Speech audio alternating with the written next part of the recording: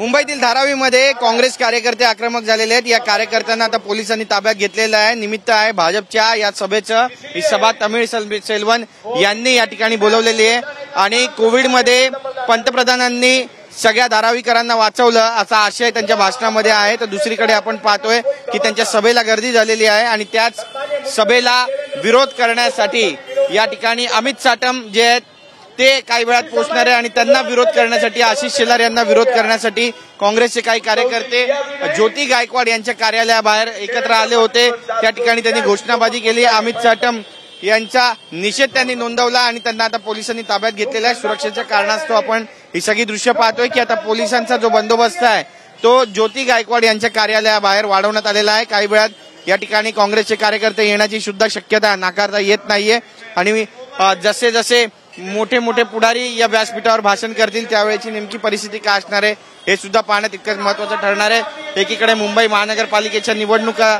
आलेल्या आहेत, डोक्यावर आहेत आणि त्या अनुषंगाने आपण पाहतोय की प्रत्येक पक्ष आपलं जे बलाबल आहे ते आजमावून पाहण्याचा प्रयत्न करतोय आणि त्याच अनुषंगाने आता आपण पाहतोय की काँग्रेस आणि भाजपचे जे कार्यकर्ते आहेत ते आमने सामने येण्याची शक्यता नाकारता येत नाहीये आणि हेच कारण आहे की आता पोलिसांकडून सुद्धा या परिसरामध्ये पोलीस बंदोबस्त वाढवण्यात आलेला आहे। कार्यकर्त्यांची धरपकड सुरू झाली आहे। कॅमेरा पर्सन हरीश नेगीसह गिरीश गायकवाड, TV9 मराठी, मुंबई।